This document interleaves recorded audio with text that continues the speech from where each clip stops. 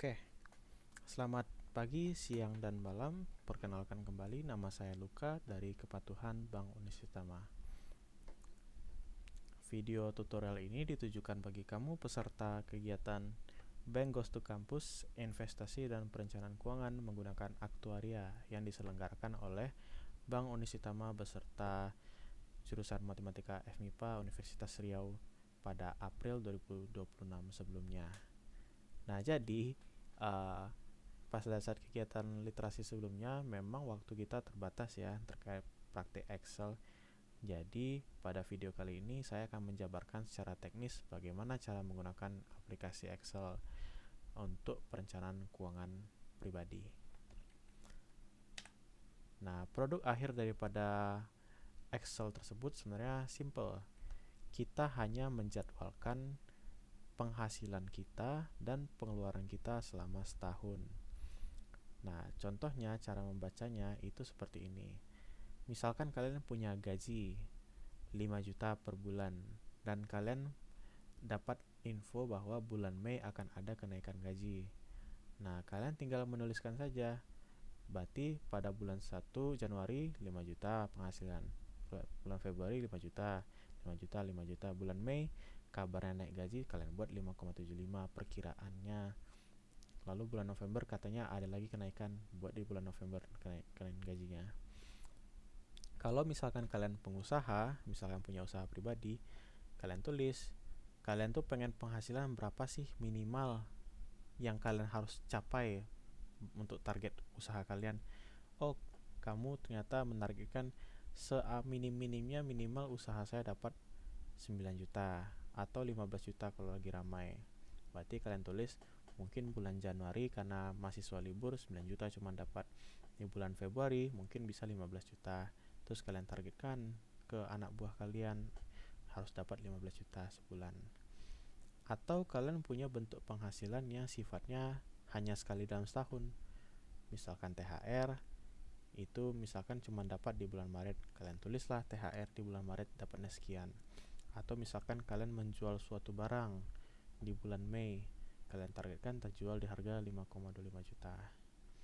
Ini total penghasilan kalian selama setiap bulannya dalam tahun 2026. Pengeluaran juga sama kebalikannya.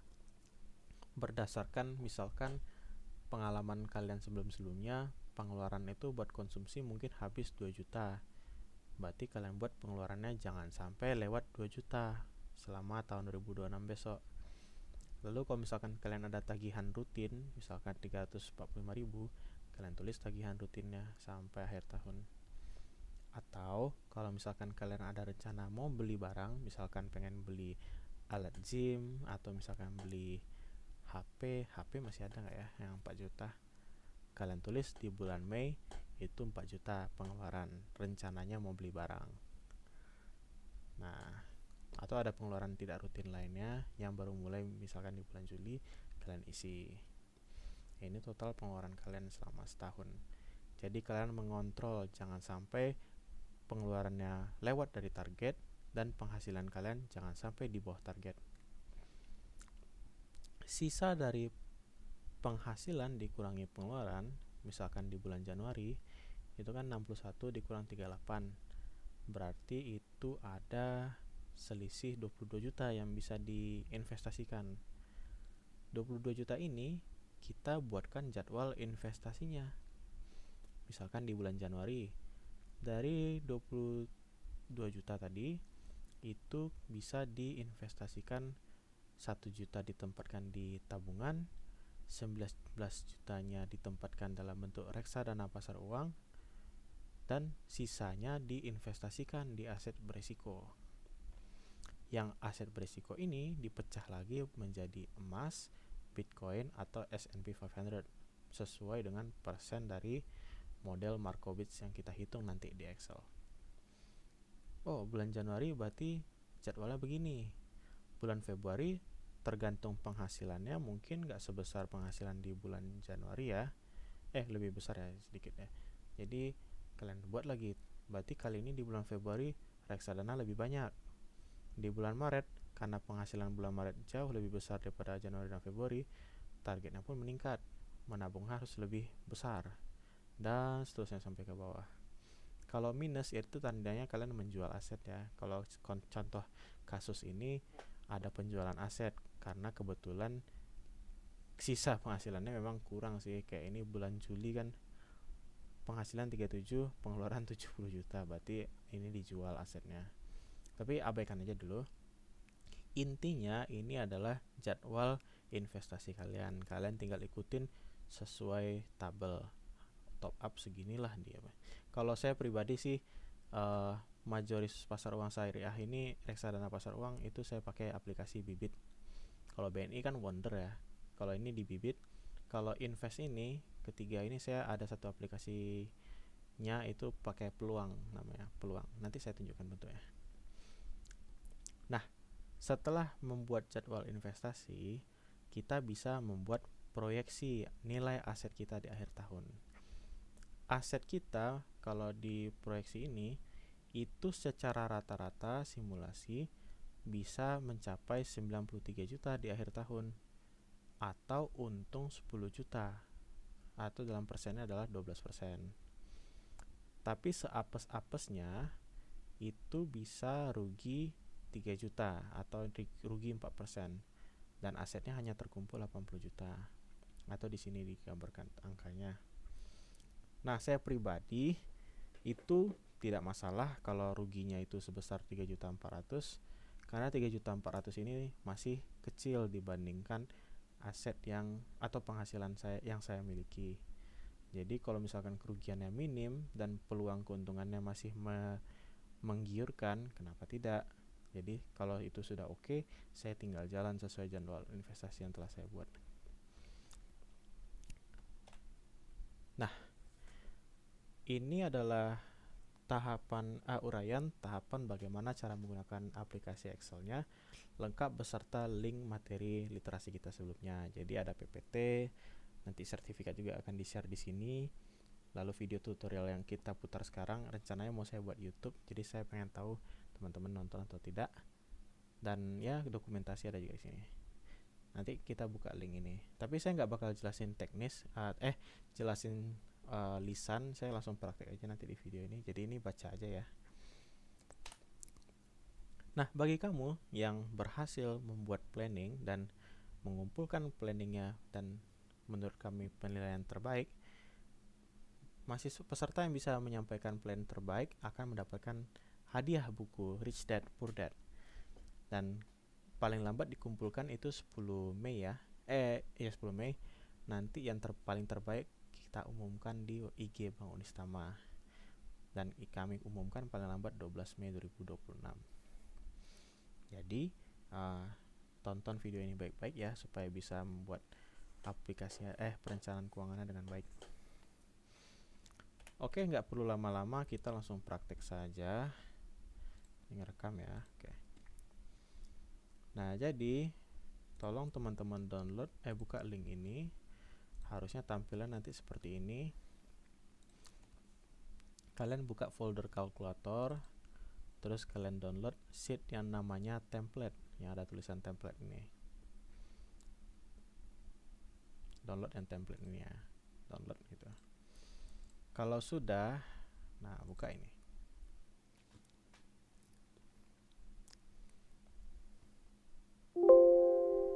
Dan oke. Pertama kali kita ke sheet planning dulu ya. Ke sini. Nah, jadi tahap pertama yang kita lakukan itu adalah menglist jadwal penghasilan dan pengeluaran kita selama setahun 2026. Nah, saya ada buat dua tempat mengisi, yang satu di isian kuning ini, yang satu lagi list di sebelah sini. Nah, jadi kalau contoh misalkan saya punya uang gaji lah. Misalkan saya ada gaji itu 5 juta. Dan tipenya tuh dia bulanan. Berarti di sini terisi gaji kan, misalkan 5 juta. Dan ini dapatnya saya rutin tiap bulan. Nah, berarti selama setahun ke depan saya proyeksikan gaji saya tetap 5 juta. Kalaupun berubah di tengah boleh aja saya buat misalkan di sini 5.850.000. Itu saya tarik ke kanan. Nah, nggak masalah. Terus misalkan saya ada uang saku dari orang tua, uang saku dari ortu. Misalkan dapatnya 1 juta. Berarti saya isi di sini karena dia bulanan rutin. Saya isi di sini 1 juta, geser ke kanan. Nah, oke. Misalkan saya hanya 2 ini aja ya, gaji dan uang saku. Kalau misalkan ada THR, oh iya saya lupa THR. Misalkan dari ada dapatnya 3 juta, itu bisa tahunan aja. Misalkan cuma dapat di bulan Maret, dapatnya berapa tadi? 3 juta ya. Dan bulan Juni nanti Idul Adha misalkan. Kalau saya sih nggak dapat ya Idul Adha THR. Nah, ini penghasilan. Nah, asumsikan kalian bisa isi sebebas kalian sebenarnya. Yang sebelah kiri ini sebenarnya hanya alat bantu aja. Misal karena kalian kan siapa tahu penghasilannya ada beberapa, kalian list aja dulu satu persatu di sini. Yang penting yang ini wajib diisi sih supaya yang di sini nggak update ya. Nah, pengeluaran juga sama di bagian bawah. Misalkan kalian pengen pengeluaran kalian pertama ada konsumsi. Konsumsi sini sebenarnya susah ya ngetracknya ya, cuman kalian perkirakan aja. Kalau saya pribadi sih saya konsumsi sekarang hanya menggunakan yang non tunai kris gitu. Jadi saya bisa lacak bulan ini habis berapa sih saya buat konsumsi. Tapi anggap aja lah konsumsi misalkan 2 juta. Dan dia rutin tiap bulan. Berarti ini saya ketik 2 juta. Apa lagi? Misalkan saya bayar uang kos. Kos itu saya bayar 750.000. Besar kali. 750.000. Berarti misalkan rutin ya tiap bulan ya. Nah, terus saya ada pengeluaran misalkan asumsikan aja lah listrik udah tanggung kos, konsumsi. Anggap saya pengen beli sepatu baru. Jangan sepatu deng. Nggak apa-apa deh, sepatu baru. HP baru lah, HP baru saya itu harganya mungkin 13 juta. Misalkan pengen 13 juta ya. Ini sekarang tahunan. Ini bulanan. Misalkan saya pengen beli HP baru pas saya terima THR bulan Juni 13. Oke, nah ini planning saya sementara, ada pemasukan, ada pengeluaran. Nah, kalau saya lihat berapa sih sisa penghasilan saya dari planning ini, saya geser ke bawah. Ini dia. Jadi berdasarkan plan sementara saya, itu saya tiap bulan ada punya duit minimal 3 juta untuk menabung. Tapi dengan catatan di bulan Juni saya minus 5.900.000. Ya jelas kan, karena penghasilan saya kan cuma 9 juta nih di bulan tersebut. Di bulan Juni saya pengeluarannya banyak. Jadi kas saya minus di bulan Juni. Tapi nggak apa-apa, kita biarkan aja dulu. Nah, anggap pengisiannya selesai sampai sini ya. Nanti kalian tuh bisa isi sesuai pribadi masing-masing berapa. Kurang lebih ya isiannya sama isinya di bagian kuning ini. Terus nama jenisnya tuh isi di sini. Ini opsional sih ngisi yang bagian ini. Yang penting kalian isi kolom yang ini sesuai rencana kalian. Nah, setelah selesai ini kan kita udah tahu nih nilai sisa penghasilan yang bisa diinvestasikan berapa. Kalau saya hitung nih berarti total selama setahun saya bisa nabung 37 juta. Nah, 30 juta ini kemana mau saya larikan? Nah, kita pindah ke sheet ini dulu deh, yang sini. Pertama kan kita mau invest itu bisa di tabungan atau Pokoknya aset yang bebas risiko nih. Ada tabungan, ada reksadana pasar uang. Nah, saya ulangi lagi ya. Investasi itu bisa di dua aset. Aset tidak beresiko dan aset beresiko. Untuk aset tidak beresiko itu ada tabungan, ada reksadana pasar uang, ada surat utang, deposito, dan lain-lain. Tapi contoh kali ini pada saya cuma pakai dua jenis, tabungan dan reksadana. Tabungan saya asumsikan aja bunga per tahunnya 0,8%. Isi di bagian kuning ini. Kalau reksadana ini sebenarnya tergantung ya berdasarkan apa jenisnya. Tapi contoh, ini kan bibit nih, aplikasi bibit. Saya buka reksadana, saya lihat yang pasar uang. Pasar uang ini yang resikonya paling rendah, artinya nggak ada resiko sama sekali.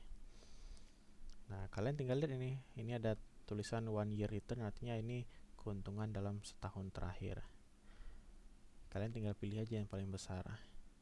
Nah, saya pribadi itu melihat pertama keuntungan per tahun, tapi saya lihat juga total asetnya berapa. Ngerti nggak ya kalian? Tapi kayak bisa lihat ini aja sih, top ini. Saya pengen reksadana tuh ada dia yang bisa dicairkan instan, artinya saya beli sekarang jual besok langsung bisa. Ada juga yang dia bisa cairnya tuh nunggu 3 hari kerja. Kalau saya pilihnya ada tanda petir ini, artinya dia bisa cari instan. Jadi saya pribadi pakainya majoris pasar uang syariah. Nah, selama setahun terakhir itu keuntungannya dia di 5%. Atau secara rata-rata untuk 1 tahun terakhir sih 1%. Tapi kalau misalkan 5 tahun terakhir itu dia 25%, 28. Artinya kalau dibagi sama 5 tahun berarti 25,28%. Berarti 5,056% per tahun.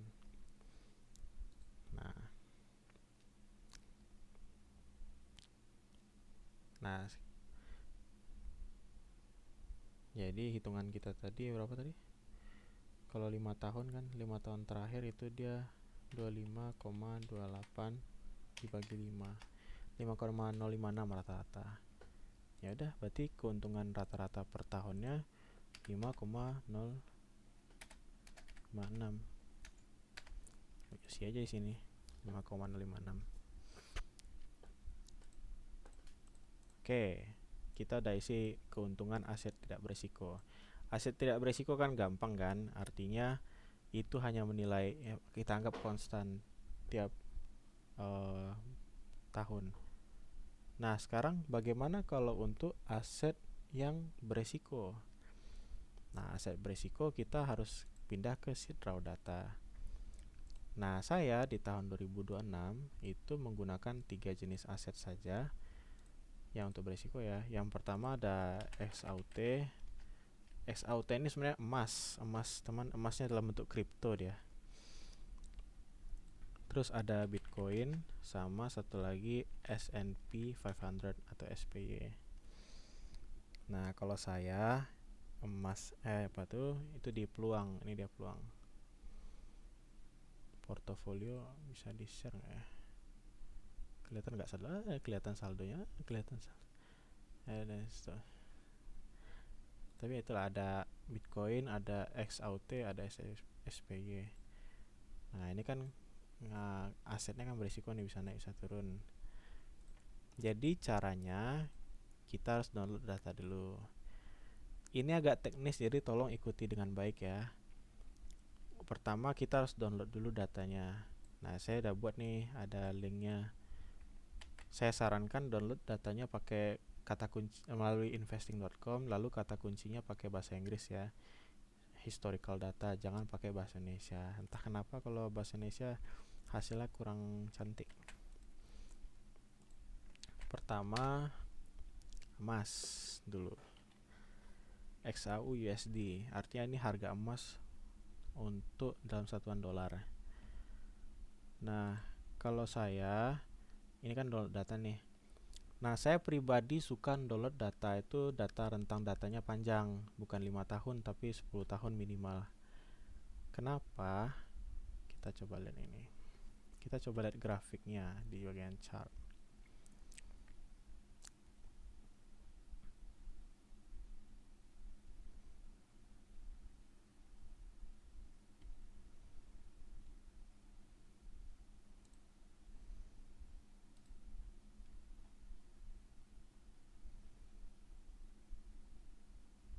Nah, contoh lah ini kan.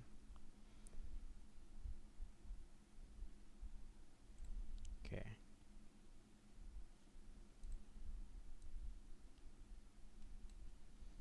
Kalau misalkan ini kan data nih. Kalau misalkan saya hanya mengambil 5 tahun data terakhir, berarti kan dari 2026 ke 2021. Ini kan.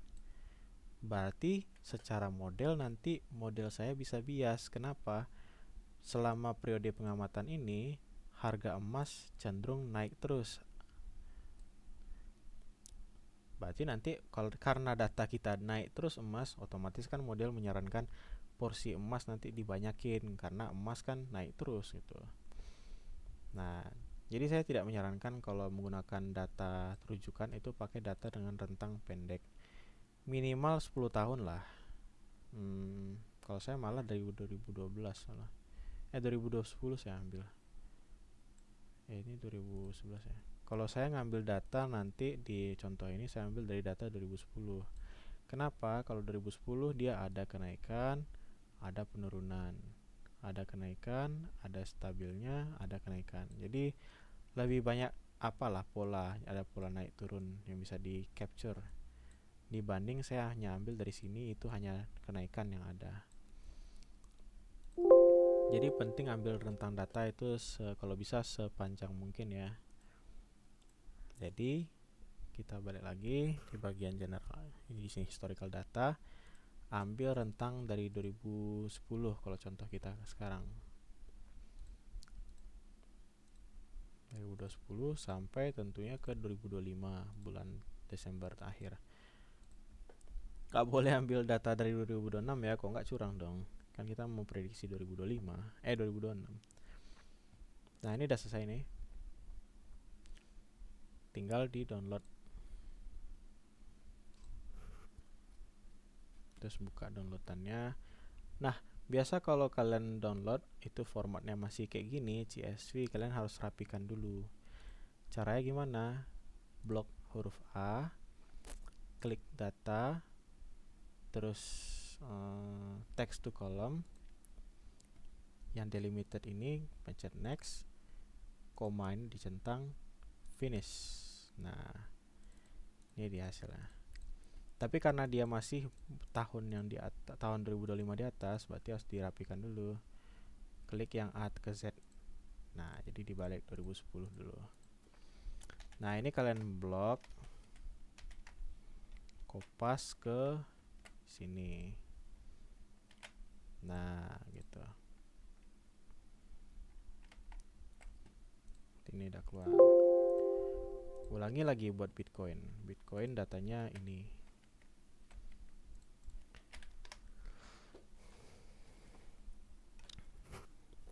Bitcoin saya pengen dari 2010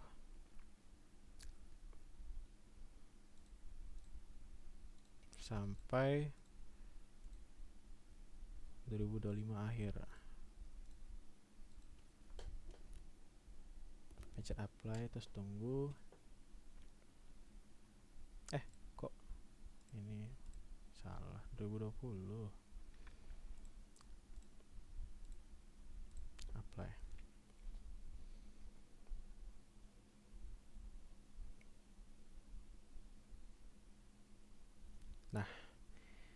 Nah, terkadang ada juga kendala di investing.com ini. Kalau misalkan data yang kita ambil terlalu panjang, kayak ini kan dari 2010 ya. 2010 nih, Januari 2010. Malah nggak bisa Januari, malah cuma bisa Juli dia. Jadi karena datanya terlalu panjang, itu dia nggak bisa ngerekam sampai akhir. Cuma bisa sampai 2024 karena mungkin batas datanya itu cuma boleh sampai berapa baris, akhirnya cuma bisa mentok sampai bulan Maret. Nah solusinya kita download aja dulu, terus kita lanjutin, ganti selang waktunya dari 2024 berarti 2025 gitu kelanjutannya. 2024 bulan Maret terakhir tanggal 24 kan, berarti tanggal 25 lagi kita lanjutin sampai 31 Desember 2025. Nah ini dia, kita download lagi. Nah kayak tadi biasa, blok A, data, text to column, next, koma dicentang, finish. Yang satu lagi, Excel satu lagi sama juga. Oh, ini yang 2024 ya. Ini dibalik dulu. Terus ini dikopas.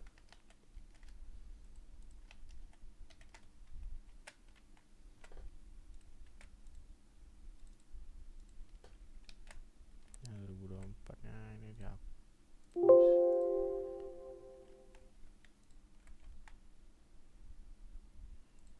Terus yang download satu lagi mana? Nah nih, yang tadi ya, yang kelanjutannya. Text to column, next, koma, finish. Ini yang kelanjutannya. Ini di A ke Z. Ini digabung ke sini.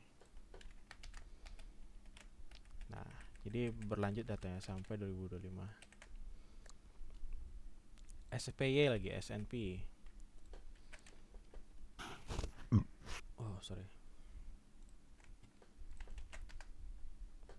Saya agak cepat ya. Saya asumsikan kalian ngerti lah cara menggunakan apa. Tapi kalau misalkan kurang ngikut, pelankan aja videonya ya. Karena kalau pelan kali terlalu lama video ntar. Dari 2010 Januari 2010 sampai 2025 Desember 2031. Apply, tunggu loading. Ternyata Excel nggak semuanya jago ternyata ya. Saya pikir Excel udah pada ngerti. Saya download. Karena kan kalau matematika, statistik bisa ngoding harusnya pakai R. Excel pasti bisa. Nah, blok lagi A, data, text to column, next, koma, finish. Oke. Terus datanya dibalik. Nah, Ctrl C. Oke. Udah selesai. Karena saya cuma 3 aset, yang kolom keempat ini saya nggak isi karena kolom 4 tuh terlalu banyak menurut saya. Modal saya nggak sebanyak itu juga buat mencar. Oke. Nah, langkah selanjutnya itu menghitung keuntungan menggunakan len, logaritma. Jadi caranya, baris pertama itu hapus dulu. Baris kedua itu sama dengan len, buka kurung, price pada tanggal sekarang dibagi price pada tanggal sebelumnya.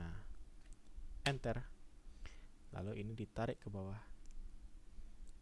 Ulangi lagi ya di Bitcoin ya. Tanggal pertama delete, tanggal kedua itu len, price tanggal saat ini dibagi price sebelumnya. Terus ini tinggal ditarik ke bawah. Ini juga sama, delete, len, price saat ini dibagi price sebelumnya, tarik ke bawah. Selesai. Nah, kita udah selesai nih. Setelah itu kita harus tentukan nih, ini ada isian yang kuning di atasnya harus diisi.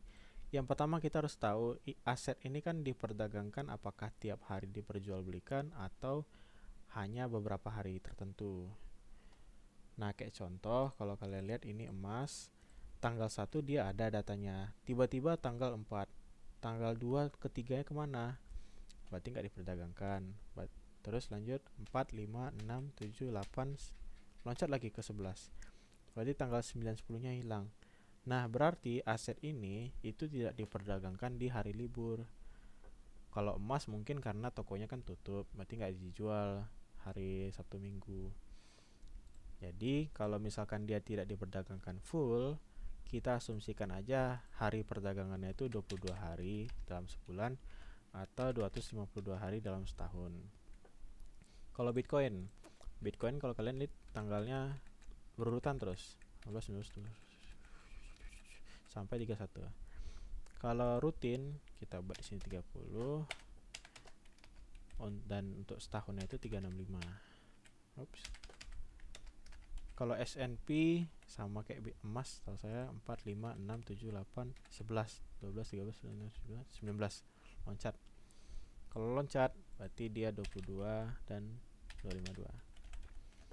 Nah, sekarang kita mau menyusun tahap 3 lagi. Tahap 3 itu adalah menyalin data ketiga aset tadi itu dengan tanggal yang sama. Jadi kan kita nanti mau buat korelasi nih. Kalau korelasi kan ketiga datanya harus sama dimensinya, sama-sama, misalkan 100 data ya 100 data, nggak bisa Bitcoinnya 200 data, emasnya 100 data. Caranya itu yang pertama salin dulu data di kolom ini, data tanggal. Nah, tanggal ambil aja aset yang yang diperdagangkan tiap hari. Dalam kasus ini Bitcoin. Nah, saya ambil Bitcoin, saya kopas ini semua, date-nya ke sini. Nah, lalu XAUT. XAUT kolomnya itu saya buat rumusnya pelan-pelan ya. Sama dengan lookup, buka kurung, geser ke kiri, blok semua kolom yang ada abu-abunya XAUT, titik koma atau kalian koma misalkan, salah. Lookup, buka kurung, pencet tanggal ini, titik koma, blok semua abu-abunya XAUT, titik koma 7, titik koma false. Kalau ngerti lookup harusnya paham tuh kenapa 7, kenapa false. Bitcoin juga sama, lookup tanggal ini, titik koma, blok semua abu-abunya Bitcoin, titik koma 7, titik koma false. SPY juga sama, lookup tanggal ini, buka kurung, titik koma, blok ini, titik koma 7, titik koma false. Nah, kalau ada NA itu artinya abaikan aja, artinya di tanggal 18 bulan 7 2010 Bitcoin diperdagangkan sedangkan XAUT dan SPY tidak. Nah, kita cari ke bawah. Nah, ini dia.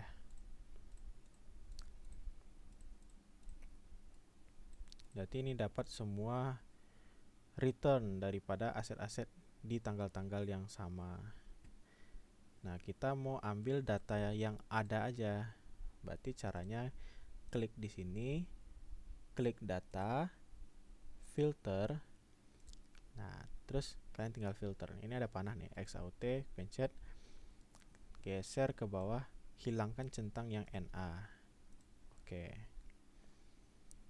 Tinggal pencet oke, terus tunggu. Nah, Bitcoin juga sama, pencet, kebetulan nggak ada. SPY pencet, geser ke bawah, hilangkan yang NA.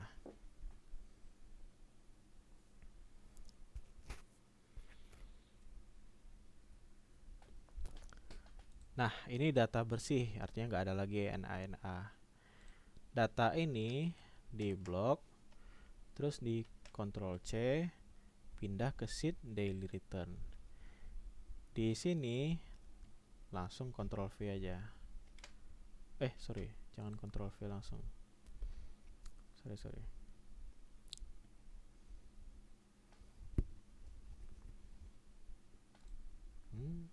Loading, tunggu bentar ya.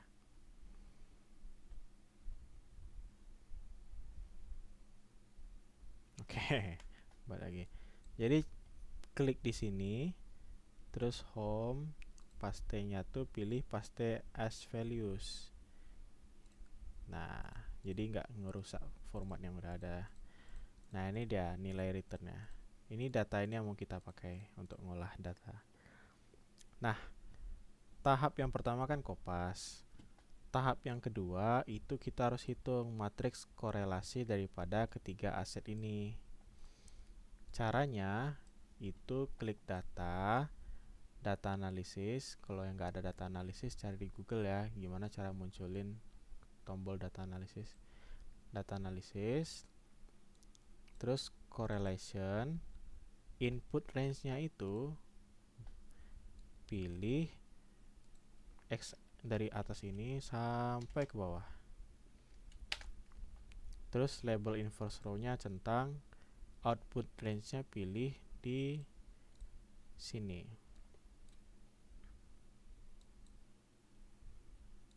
Di bawah yang hijau ini. Oke deh. Nah, ini dia hasilnya. Karena output Excel itu masih berupa kosongan seperti ini, setengah jadi, kita harus rapikan dengan cara blok ini, Ctrl C,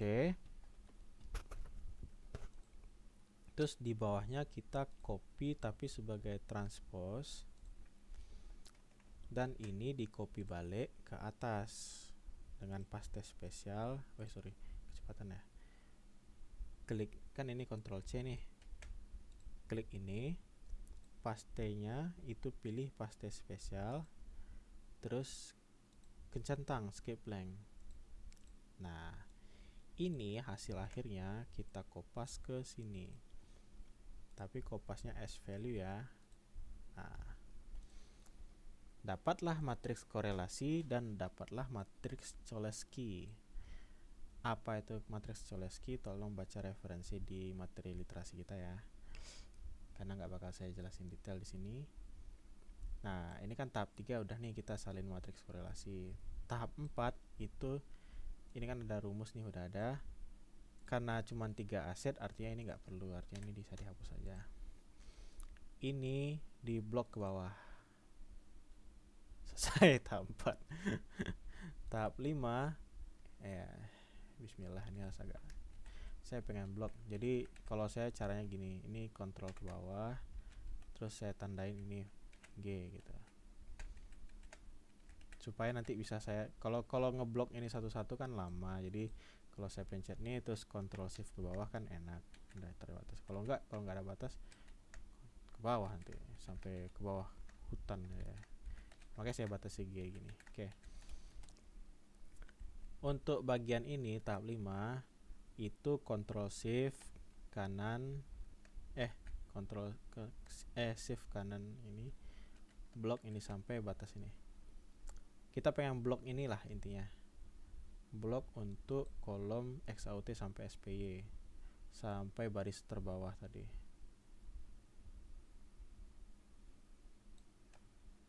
Ulangi aja lah.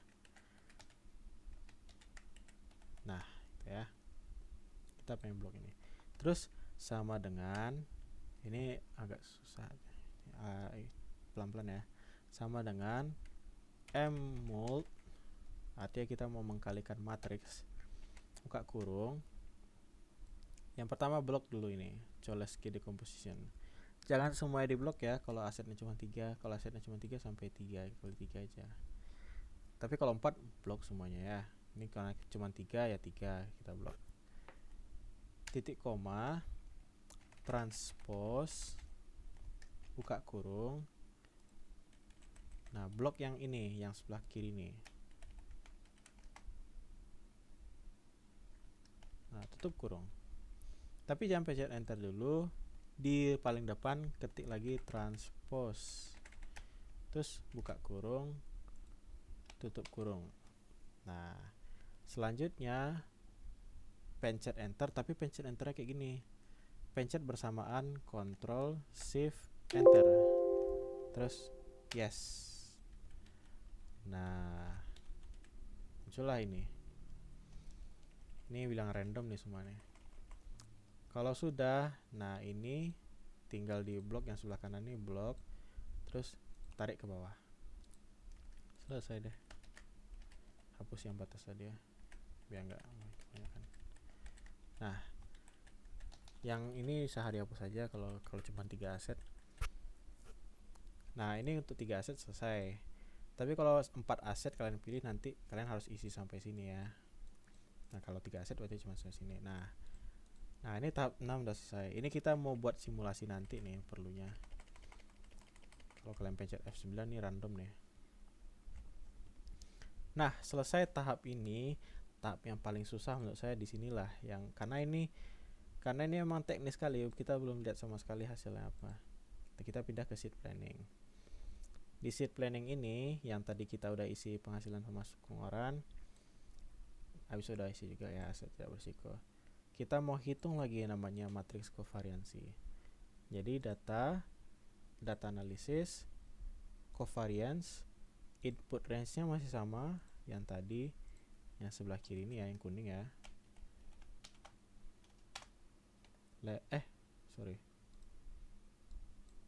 Tadi saya bloknya sampai atas nggak ya? Blok dari atas nih ya, judulnya ya. Label inverse row, output range-nya pilih di sini. Terus ini karena belum rapikan dulu. Nah, tadi transpose, skip blank. Terus ini tadi apa saja. Nah, ini hasil akhirnya. Nah, kalau misalkan sudah di tahap ini, tahap 3 sebenarnya ini saya belum perbaiki ya. Tahap 3 itu harusnya perbaiki dulu STD nih, karena takutnya ada error. Caranya gampang, klik aja di yang value error nih kan, klik ini rumusnya, terus tolong merah nih dirapikan. Ini karena saya buat rumusnya untuk 4 aset, makanya 4 kali 4 dia. Tapi kalau cuma 3 aset berarti ini dirapikan ke sini. Sama yang bawahnya juga, ini kan 4 kan, geser aja ke sini 3. Terus pencet Ctrl Shift Enter. Nah, selesai, nggak ada error lagi.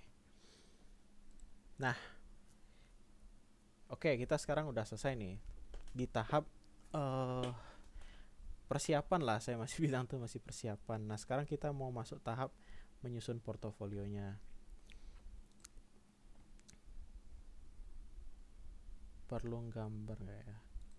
Oke, perlulah, saya rasa perlu, walaupun udah saya jelaskan juga, khawatirnya kalau si kurang paham. Tolong ikutin saya ya. Share, tolong fokus ya.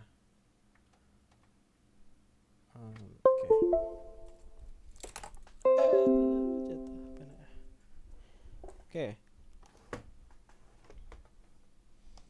Jadi sekarang kita udah tahap untuk menyusun portofolio. Ingat, portofolio itu terdiri dari 2 jenis, yaitu aset tidak berisiko, satu lagi aset berisiko. Nah, di kasus kita sekarang, tolong geser sini Pak. Oke, terima kasih. Di kasus kita sekarang, kita udah definisikan nih, aset tidak berisiko kita itu ada tabungan BNI, ada reksadana pasar uang. Kalau aset berisiko kita udah ada XAUT, terus ada Bitcoin, ada juga S&P 500. Nah, ini kan masing-masing harus dihitung nih. Yang pertama tabungan, misalkan tabungan tuh ada 100%, 100%, sorry. Mana kursornya? Nah, portofolio ini kan terdiri dari 100%. 100% ini mau dibagi. Misalkan di sini contohnya itu 40% di yang tidak berisiko, 60% yang di berisiko. 40% ini dibagi lagi di sini. Misalkan dari 40% ini itu 90-nya tuh di BNI, 10%-nya itu di reksadana pasar uang. Kalau misalkan aset berisiko, mungkin di sini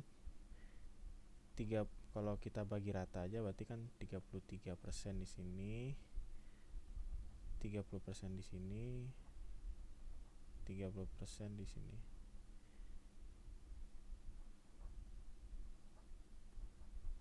Nah, jadi saya ulangi lagi ya. Dari 100% portofolio kita atau sisa penghasilan yang bisa kita investasikan, contoh di sini itu 40% kita letak di aset tidak berisiko. Dari 40% ini dikalikan lagi 90% di BNI, 10% di reksadana pasar uang.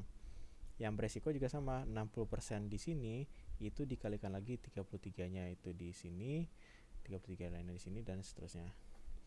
Nah, permasalahannya sekarang adalah kalau kita ingin menghitung komposisi yang optimum untuk aset beresiko, kita harus tahu dulu komposisi aset yang tidak beresikonya seperti apa. Karena nanti ini mempengaruhi daripada optimum portofolio menurut model Markowitz. Nah, kalau saya ilustrasikan, semoga masih bisa mengikuti ya. Kalau misalkan saya ilustrasikan seperti yang gambar sebelumnya, kan ada titik nih. Nah, ini itu ada namanya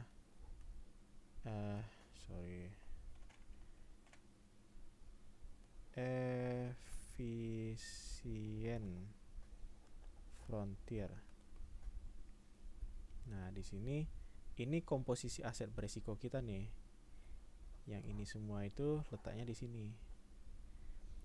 Nah, kalau untuk yang ini itu letaknya di sini, di resiko 0. Dan semakin misalkan letaknya sekarang di sini posisinya, anggaplah di sini tuh misalkan 4%. Untuk 4% itu optimum letak portofolionya tuh di sini. Misalkan di sini itu kasusnya itu reksadana aset beresikonya itu masing-masing 30%. Tapi kalau misalkan kita naikkan, misalkan kali ini yang tidak beresiko itu ada di sini. Misalkan 6%, kita bisa dapat untung dari yang tidak beresiko. Berarti nanti efisiennya itu di sini. Nah, berarti nanti komposisinya beda lagi, nggak sama dengan yang sekarang. Intinya kita harus tentukan dulu komposisi dari aset tidak beresiko kita, karena dari aset tidak beresiko kita nanti kita bisa dapat berapa persen keuntungannya selama setahun dari yang tidak beresiko aja. Baru kita bisa tahu komposisi yang beresiko bagaimana. Oke, semoga saya tidak bikin tambah bingung ya. Jadi ya putar video pelan-pelan ya kalau saya ngomongnya terlalu cepat. Nah, jadi balik lagi, saya harus tentukan dulu. Kalau misalkan kalian bingung, kalian bisa lihat nih di sini. Saya punya duit 3 juta nih kan bulan Januari. Sementara saya buat 40% di yang tidak beresiko, 60% di yang beresiko. Artinya saya punya duit 1.300.000 untuk diletak di tabungan atau reksadana. Kalau contoh sekarang itu saya anggap saya nabung aja lah 1.300.000-nya. Reksadana nggak usah dulu lah, karena saya nggak ngerti. Berarti 1.000.000-nya semua lari ke BNI, nggak ada yang lari di reksadana kan? Nah, itu maksudnya sebenarnya. Intinya ini mau saya letak di mana nih 1.300.000 jatah buat yang tidak beresiko. Oke, saya nggak mau ngomong terlalu banyak, nanti tambah pusing. Kalau sudah kita alokasikan ini di sini, kita sekarang mau menghitung alokasi untuk yang beresikonya seperti apa. Nah, caranya pencet data, solver. Nah, ini kalian harus, ini sebenarnya menjelaskan yang mau diubah tuh apa, yang mau kalian maksimalkan tuh apa. Misalkan di contoh sini kan saya ingin memaksimalkan kolom G48 atau nilai Sharpe ratio. Menurut teori, portofolio yang memaksimalkan nilai Sharpe ratio itu portofolio yang terbaik. Kalian baca buku saja apa penjelasan detailnya. Tapi intinya saya ingin memaksimalkan nilai Sharpe ratio dengan mengganti kolom portofolio ini, komposisi ini, dengan syarat totalnya harus 1, karena kan ini kan pembagiannya nih harus, kalau ini dibagi kan tandanya kalau ditotalin kan sama dengan 1. Semoga paham maksudnya ya. Saya pencet solve. Nah, terus oke. Nah, menurut model saya, kalau saya ini menabung 100% untuk aset tidak beresiko, maka untuk beresikonya saya invest seperti ini komposisinya. Nah, sekarang saya tinggal pilih, saya pengen gede di yang nggak beresiko atau gede di yang beresiko. Pada contoh ini saya menggunakan 40% di yang beresiko, yang tidak beresiko, 60% di yang tidak beresiko. Atau kalau kalian penasaran bentuknya seperti apa, lihat aja kolom master plan. Artinya kayak gini loh pembagiannya. Ini yang perencanaan kita tadi ya. Ini dia pembagiannya. Jadi kalau saya punya duit nih, saya punya duit itu, maunya saya tambahin kolom disposable income, nanti saya tambahin deh. Tapi kalau misalkan saya di bulan Januari penghasilan saya 6 juta, pengeluaran saya 2.700.000, tandanya kan saya punya apa nih, punya penghasilan 6 juta dikurangi 2,75, kan saya punya penghasilan sisa 3,25 juta di bulan Januari. 3,25 itu dipecah, 1.300.000 ditabung di BNI, 1.900.000 itu di top up di peluang yang dibagi-bagi, 600 di emas, 600 di Bitcoin, 600 sisanya di S&P. Intinya ini aja, kita mau menghitung alokasi ini seperti apa. Nah, saya lupa jelasin, kalau ada yang minus kan tandanya kan saya nggak bisa investasi, artinya tabungan saya ambil. Saya harus cek nih di planning saya, nilai aset saya, kalau ini kan alokasi, nilai aset saya ini artinya nilai tabungan saya. Nilai tabungan saya di akhir tahun itu 11 juta. Terus investasi saya yang di bawah ini sisa nilainya 31 juta. Atau kalau saya reverse sebenarnya berubah-berubah sih, karena kan tergantung untung atau tidak. Tapi kalau yang atas ini kan nggak berubah. Nah, kalian harus lihat aset kalian jangan sampai ada yang minus ya. Kayak contoh, kalau misalkan saya udah beli nih di bulan Juni, beli iPhone, di bulan Agustus saya pengen lagi beli motor 20 juta misalkan. Nah, jadi minus lagi di bulan Agustus. Kalau saya lihat nih di bagian bawah nih, ini nilai aset ya, tabel nilai aset. Tabungan saya minus di bulan Agustus 12 juta. Kalau tabungan saya minus, tandanya berarti rencana beli motor di sini itu tidak masuk di akal. Berarti nggak usah urungkan aja lihat beli motornya. Kecuali kalian bisa nambah penghasilan di sini ya. Oke, itu tadi ya apa, intermezzo ya. Nah, tapi oke, kalian udah dapat nih salah satu planning pertama dengan alokasinya tadi, tabungan saja, terus sisanya invest. Nah, sekarang saya pengen simpan dulu nih hasilnya di stress test, di sini. Tadi ini sorry, ada yang lupa rumusnya. Oke. Opsi yang pertama saya tetap 40% di tidak berisiko, 60% di berisiko, hanya tabungan.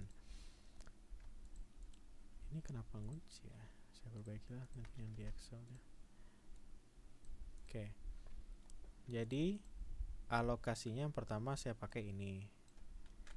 Saya kopas di sini ya. Kopas tapi pakai transpose ya. Nah,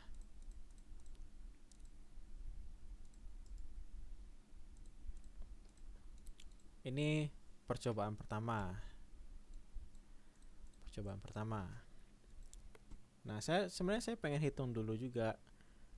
Kalau seperti ini kan, kalau saya ditanya berapa yang terkumpul akhir tahun, 42 juta. Tapi kalau saya refresh kan ini berubah-berubah nih, tergantung cuan atau enggak. Karena kan ada aset yang beresiko.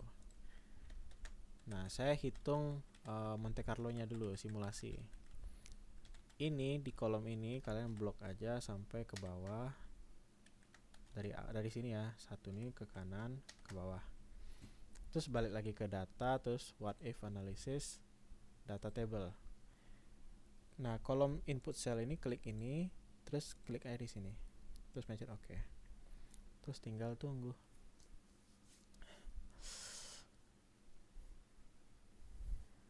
Semoga saya jelasinnya nggak terlalu cepat ya. Jadi kalau misalkan kecepatan, putar ulang aja videonya.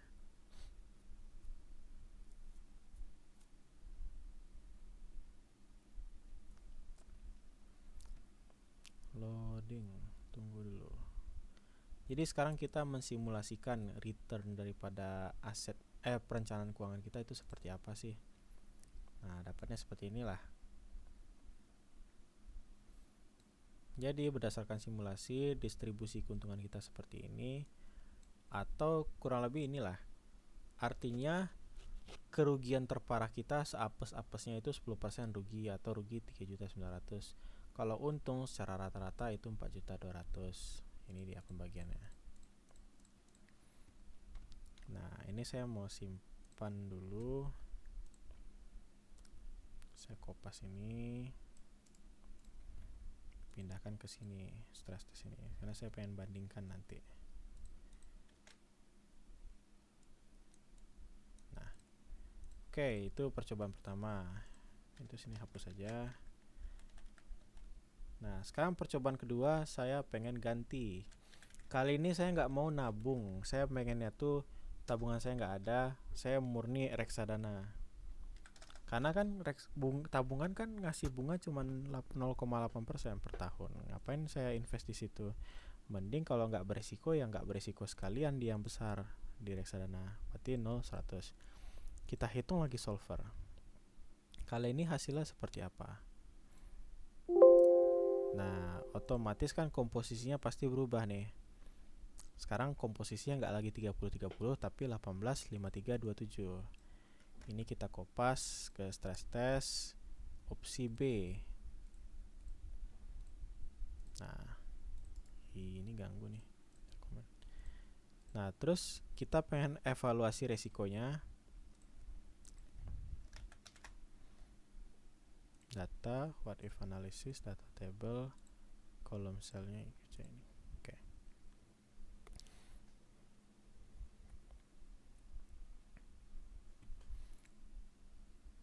Wih, udah sejam aja videonya. Loading.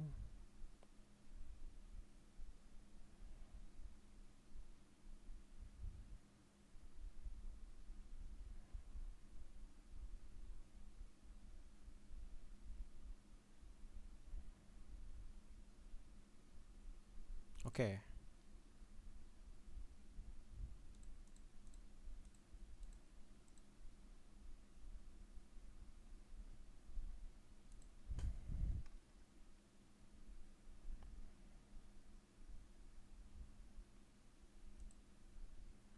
Masih loading kayak.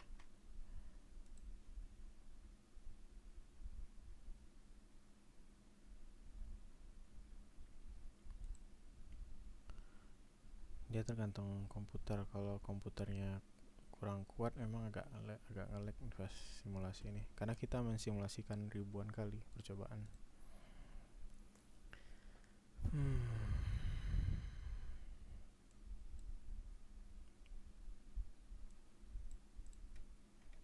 Coba pencet save, jaga. Nah, jadi sekarang persennya berubah. Kali ini kerugiannya terparah 17%, atau sekitar 6 juta rugi. Tapi kalau untung secara rata 15%. Saya simpan saja dulu.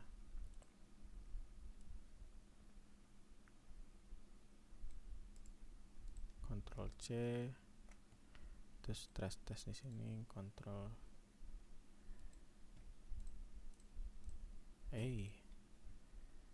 loading ya.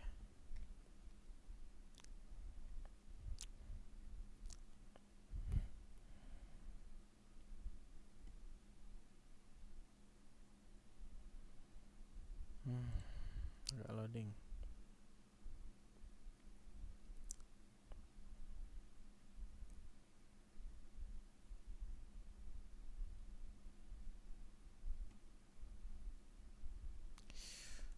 Aduh, apa loadingnya?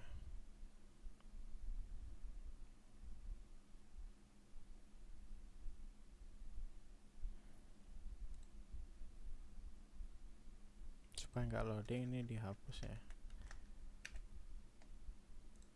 Nah, kopas di sini. Gambar tadi.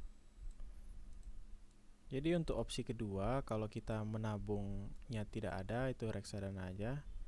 Kalian bisa lihat kali ini keuntungan yang ditawarkan bisa lebih besar karena kan yang semula ditabung diletak di reksadana yang untungnya lebih besar. Tapi kerugiannya juga tentu lebih besar peluangnya. Karena kita bisa lebih agresif. Kayak di sini kan semula kan Bitcoin itu hanya 30%, sekarang kan 53% lebih besar. Nah, sekarang kalau saya pribadi seperti apa investnya? Nah, kalau saya pribadi, planning saya tahun ini semoga konsisten ya hasilnya ya. Coba Excel yang ini planning saya pribadi nih. Kalau saya planning saya itu nggak kelihatan di sini berapa apanya. Oke lah. Kalau saya pribadi itu ada di sini, alokasinya saya agak beda. Kalau saya alokasinya reksadana pasar uang ini 95% dan BNI saya itu 5%. Jadi saya reksadana tetap tinggi, cuman saya nggak mau reksadana aja yang reksadana semua, saya pengennya tetap ada di tabungan. Nah, coba kita hitung ulang. Solve.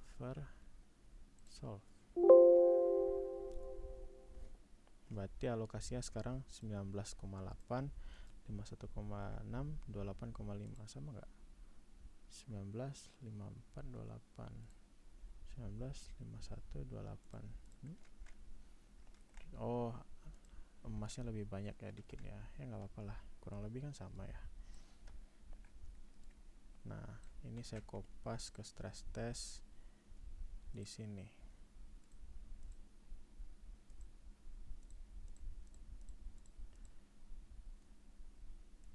Nah, tapi saya pribadi nggak mengalokasikan 40%, 60%.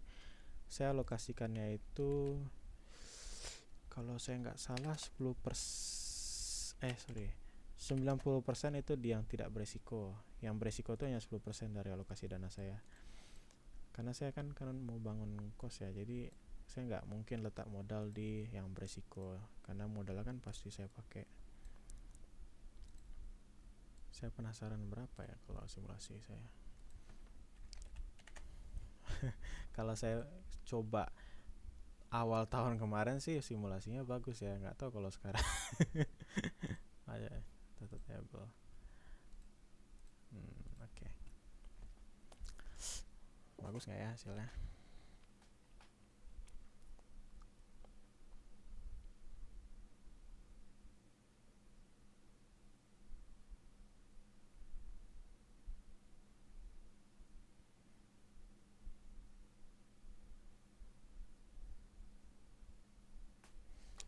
Ini videonya nggak dipotong ya, jadi saya nggak bakal curang nih. Tapi kalau kemarin perencanaan saya kurang lebih kayak gini lah. 17%, 54%, 28%. Ini memang tergantung apa ya? Tergantung apa namanya itu? Tergantung kita bagaimana invest tiap bulannya. Karena kalau contoh tadi kan rutin tiap bulan selalu invest, minus paling sebulan doang. Kalau saya kan contohnya tuh bulan Juli sampai Oktober saya minus nih kas saya. Karena kan kalau lihat ini RAB pembangunan kos nih. Makanya besar pengeluaran saya di bulan Juli nanti. Yang sebenarnya saya majuin sih, saya udah mulai bangun di bulan April sekarang. Jadi pasti nggak sesuai sama ini. Jadi mungkin nggak bakal persis sama ya dengan model. Ini keluarin aja, nggak perlu. Berapa dapat?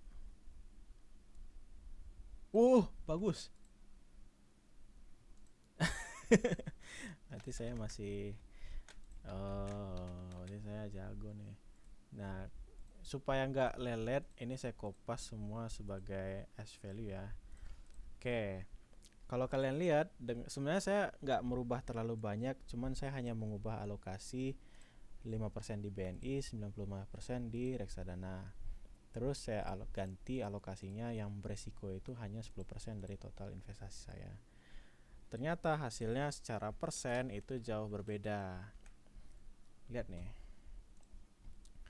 Sekarang saya dapat kerugian terparah saya itu hanya 1%. 1,141 atau ya 535.000 uang jajan lah. Tapi keuntungan terbesar saya ya memang kecil, 4% atau 1,6. Total aset yang terkumpul 339. Nah, coba kita screenshot ya, terus bandingkan sama planning sebelumnya. Di sini. Ups. Berarti kalkulator saya konsisten. Baguslah. Saya agak khawatir tadi kalau hasilnya beda. Jadi kalau kita lihat ini opsi A, si A, opsi B, opsi C. Nah, terus saya jaga-jaga saya kopas ini di sini aja buat bisa menampilkan. Jadi ini ada 3 pilihan opsi yang mana masing-masing itu sebenarnya asetnya sama-sama aja, cuman bedanya alokasi dana aja. Nah, dalam konteks opsi A, opsi B memang sedikit ekstrim lah. Kita berani mengalokasikan 60% dari total investasi kita di aset berisiko. Ya wajar. Ini belum diganti, sorry. Ini cuma 10%, 90%. Ini semua oke. Perbaiki.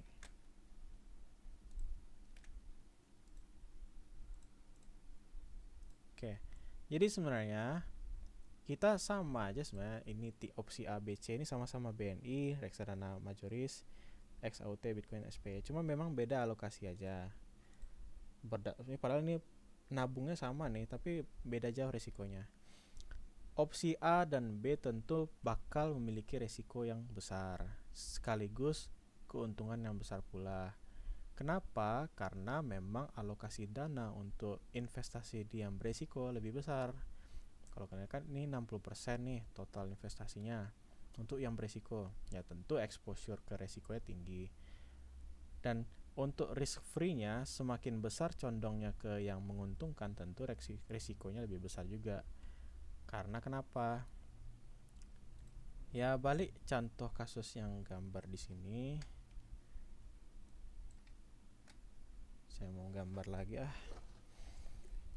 Jadi semakin tinggi resiko, berarti semakin tinggi keuntungan.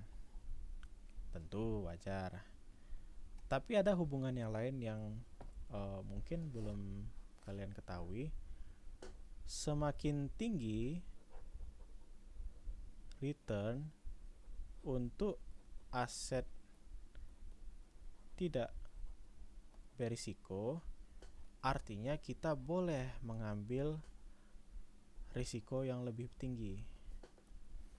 Karena gini, kalau kita misalkan invest nih di aset yang tidak berisiko, itu returnnya tinggi sekali, 10%. Nah, kita nggak perlu khawatir lagi kalau invest di aset yang beresiko itu ruginya 3%. Karena kerugiannya kan ditombokin tuh sama aset yang tidak beresiko. Makanya muncul fenomena ketika kita punya aset tidak beresiko yang returnnya tinggi, otomatis risiko yang kita ambil untuk aset beresikonya kan tentu lebih tinggi juga karena dikompensasi. Ya balik ke tabel inilah, ke grafik inilah yang tadi. Ini ada grafik lagi kan. Terus ini matriks beresiko, aset beresiko. Ini yang tidak beresiko. Kalau aset yang tidak beresikonya itu di sini, tentu kan kita hanya bisa mengambil nilai risiko di sini. Keuntungannya segini. Tapi kalau misalkan aset tidak beresiko di sini, keuntungannya lebih tinggi, otomatis kan yang bisa kita ambil risikonya di sini.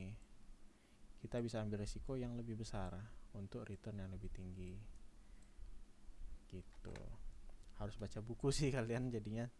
Tapi ya kurang lebih secara angka saya gambarkan kayak ginilah hubungannya. Nah, tapi dalam konteks saya, karena saya kalau kalian lihat kan di sini RAB saya itu bakal minus selama 4 bulan nih. 4 bulan nih minus saya nih. Saya nggak bakal sanggup invest di yang beresiko karena saya pasti keluarin modal. Makanya saya ada pendekatan bagaimana kalau alokasi saya itu hampir mayoritas di aset tidak beresiko saja dan hanya sedikit yang di yang beresiko. Dengan mengubah ini, alokasi ini, dan tentunya ini salah lah gini. Harusnya ini 5%, ini 95%.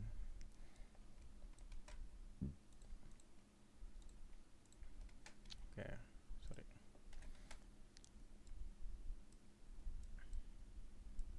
Nah, karena saya mengubah alokasi saya itu tetap ada tabungan tapi 95% di reksadana, tapi hanya 10% di yang berisiko, sisanya itu semua di yang tak berisiko. Saya bisa menggeser sedikit. Jadi saya hanya ingin kerugian itu seminim mungkin dan keuntungan ya minim juga. Tapi kalau kalian lihat kan gini, opsi A dan opsi B itu sama-sama konsisten. Keuntungan terbaik rata-rata itu hampir sama dengan kerugian terbesar, kerugian terparah. Jadi ini 1:1 nih. Kalau apa segini, kalau untung segini, ya imbal sama saja kan. Kalau misalkan parah segini. Ini juga sama. Kalau rugi separah-parahnya 6.600.000, kalau untung ya 6 juta. Berarti kan 50-50 lah. Tapi kalau saya kan di sini enggak. Kerugian separah-parahnya itu hanya 535.000, tapi keuntungan itu secara rata-rata 1,6, artinya 3 kali lipat dari kerugian terbesar. Nah, ini lebih menggiurkan menurut saya. Jadi saya melihat bagaimana caranya keuntungan rata-rata saya itu bisa lebih besar lipatannya dibandingkan kerugian saya. Karena kan artinya tentu lebih condong ke untung dong. Kayak kalian lihat aja lah ini. 25%, ini kan artinya dari 1000 percobaan 25% apa tuh 25% dari 1000 percobaan. Nah, artinya dari 1000 percobaan, kalau yang opsi A ya, 250 kali saya masih rugi. Ini kan 0,24 kan minus nih. Ini juga sama. Dari 1000 percobaan 250 kali saya rugi. Tapi kalau ini dari 1000 kali percobaan hanya 50 kali saya mengalami kerugian.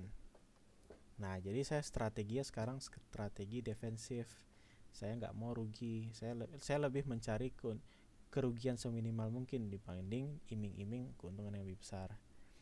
Karena toh penghasilan usaha kan lebih besar daripada investasi. Jadi kurang lebih inilah strategi saya. Ya, tentu tergantung selera kalian pengennya yang mana, A, B, C, tergantung. Kalau saya sih C. Nanti kita lihat tahun depan kalau disetujui lagi kegiatannya, kita mau lihat realisasi opsi C ini seperti apa sih. Nah, tapi bagi kalian yang pengen menghitung sekarang realisasi, kalian bisa isi tahap 2 ini. Nah, kita break dulu sebentar. Saya mau minum. Oke, kita balik lagi. Jadi kita kan udah hitung nih realisasi. Kalau saya sih udah stop ya. Saya ini udah alokasi terbaik, tapi nanti kalian bisa cari sendiri planning kalian seperti apa investasi. Kalian nggak harus ikut 3 ini. Saya malah bilang ini bukan rekomendasi pembelian investasi ya, tapi ini sebatas hanya edukasi. Tapi investasi juga lah, masa enggak. Oke. Sekarang saya pengen tahu nih, kalau memang benar-benar saya investasi menggunakan alokasi ini, berapa sih nilai aset saya di akhir pada tahun ini gitu. Jadi saya pengen tahu nih realisasi bulan Desember 2025 sampai dengan Maret 2026 berapa sih? Nah, kita balik lagi ke data tadi. Misalkan kayak contoh ini S&P tadi. Kali ini saya pakai monthly. Terus saya pengen lihat hanya 2025. 2025 sampai kok 2025? 2026. Sampai 2026 sekarang. Nah, jadi ini return bulanan nih. Nah, kalian tinggal isi aja nih. Beli bulan Januari itu untung 1,37%. Ini bukan S&P 1,37%. Bulan Februari minus 0,87. Maret minus 5,09. April belum ya. Ini karena ini masih tanggal 25, jadi jangan diisi dulu. Tapi nanti saya minta kalian isi karena kan nanti kumpulinnya sebelum Mei. Bitcoin lagi coba. Bitcoin mana data itu ya?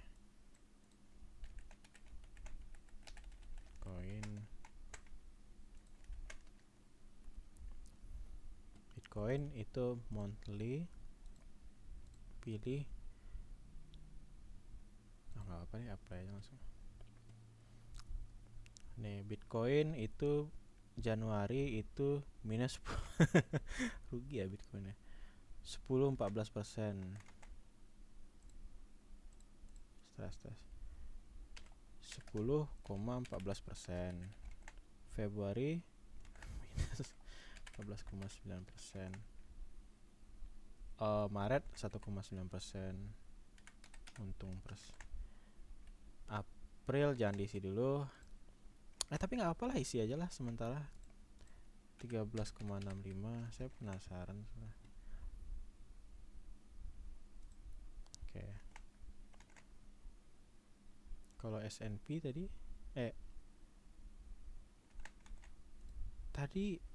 S&P atau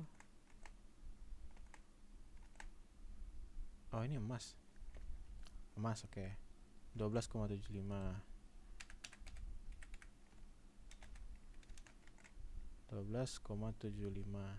8,48 11,48 minus ya 1,01. Kalau SPY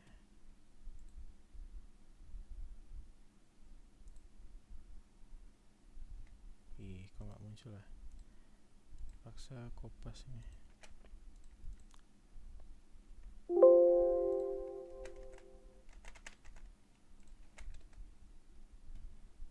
Sorry, ini saya agak oper sabar ya. Januari 1,37 oke. Terakhir April 9,65.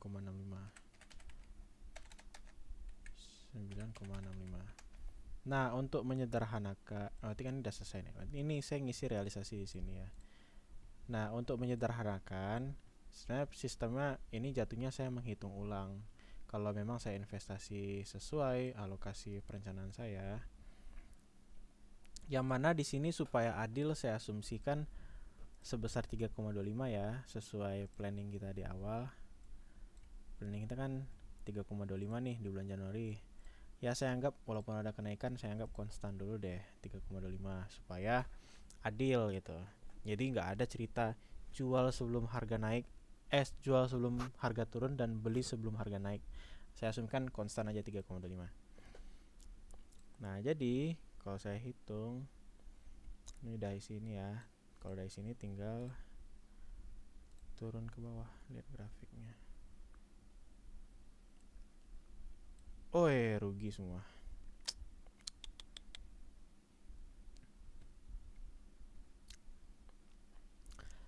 Memang tahun 2026 tuh kondisi lagi merugikan sebenarnya.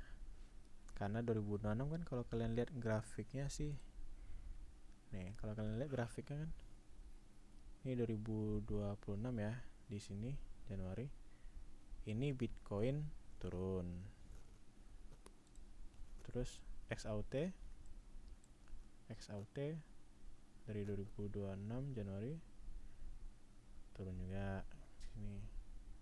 Terus S&P 2026 di Januari 2026 kan meningkat sih kalau S&P. Jadi memang kalau dihitung rugi ya ternyata ya. Perasaan saya hitung kemarin belum rugi lah posisinya. Iya rugi ya. Ini udah betul. 8 10 40 60 60.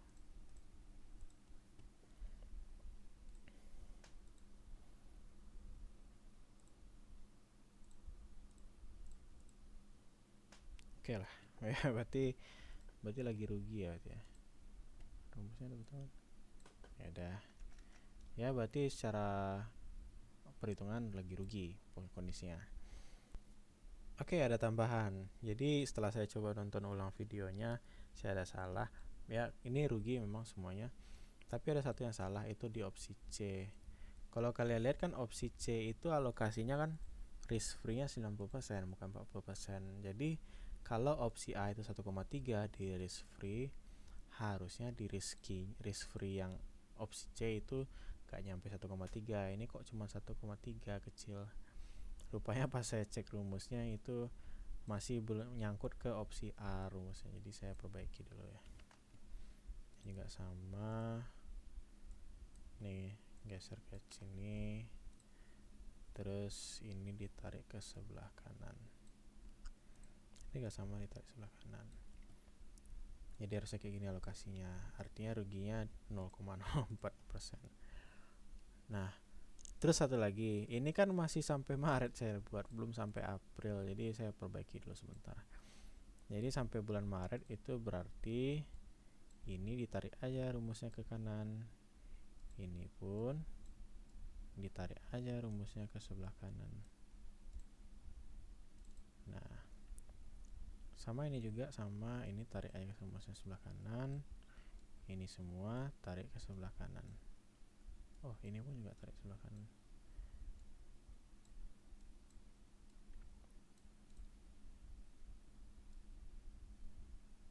Ini juga sama. Ini tarik ke sebelah kanan.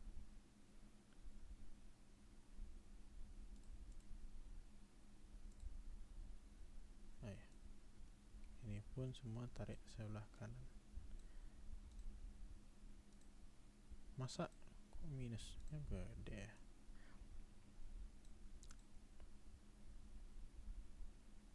Oh ini guys, lupa tarik kanan. Oke. Yang atas nih, ini juga ketinggalan, tarik ke kanan.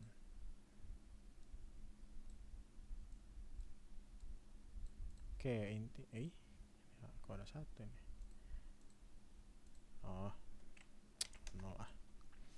Oke, jadi saya proyeksinya kurang tadi, baru sampai Maret. Ini April ya. Ini April semua udah konsisten. Nah sekarang oke, harusnya sih semua udah konsisten. Nah sekarang coba kita lihat tabel grafiknya. Oh, grafiknya belum saya update. Tadang. Nah, hampir aja. Artinya semuanya untung. Untung aja. Tadi saya sempat khawatir tadi. Oke, jadi semuanya alhamdulillah lagi untung. Modelnya bekerja dengan baik. Nah, tapi memang kalau di antara ketiga opsi ini, opsi yang tertinggi keuntungannya tentu opsi B, karena opsi B kan ekspektasi keuntungannya aja 15%, walaupun resiko lebih besar karena sempat rugi tinggi juga sih dia. Nah, tapi coba lihat dulu. Tadi kan rugi ya. Anggaplah kita nggak lihat bulan April, kita lihat bulan Maretnya aja. Memang semuanya rugi. Kayak bulan opsi A itu bulan Maret dia ruginya itu 244.000. Opsi B itu rugi 218.000. Opsi C mungkin rugi lebih kecil 3.800. Tapi coba lihat, semuanya kan rugi di bawah 200.000 ya, sekitar 200.000 lah, 250. Tapi lihat, opsi A itu dari ketiga opsi itu nggak ada satupun yang melanggar persentil terbawah atau value at risk. Artinya kerugian terparah itu belum terjadi. Kalau opsi A aja contoh, rugi terparahnya kan itu 3,9 juta. Harusnya kalau kita memang udah oke jalan dengan opsi A, rugi 244.000 itu bukan hal yang menakutkan karena masih dalam batas prediksi kita. Jadi harusnya nggak perlu ketar-ketir lihat 244.000 rugi. Artinya tiba-tiba ganti strategi karena sekarang rugi, jangan. Ini kan masih bulan April. April ke Desember kan masih ada 8 bulan lagi. 8 bulan tuh waktu yang cukup tuh buat naik atau turun. Jadi jangan khawatir kalau aplikasi ini memang tidak menjamin bahwa kita akan selalu untung. Walaupun dalam kondisi ini lagi untung sih. Tapi aplikasi ini sekali lagi tidak menjamin keuntungan, tapi dia setidaknya memberikan gambaran kerugian terparah itu berapa. Jadi kalau sekarang kondisinya ruginya itu masih dalam batas tolerir. Nah, coba aja kalian tenang kan, nggak takut rugi karena kalian tahu kerugian kalian tidak dalam kondisi yang berbahaya. Kalian pertahankan posisi kalian, tetap investasi kan, akhirnya kalian kembali untung nih. Itu saja. Tadi kelupaan pas video. Tapi kerugian yang terparah itu dialami oleh yang biru, yaitu opsi A. Kalau opsi saya, opsi C, idealnya harusnya saya rugi. Tapi sebenarnya kalau saya pribadi, nggak boleh share foto ya.